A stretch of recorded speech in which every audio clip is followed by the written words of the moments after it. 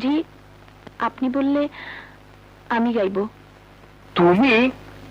না মানে আপনি বললে আমি।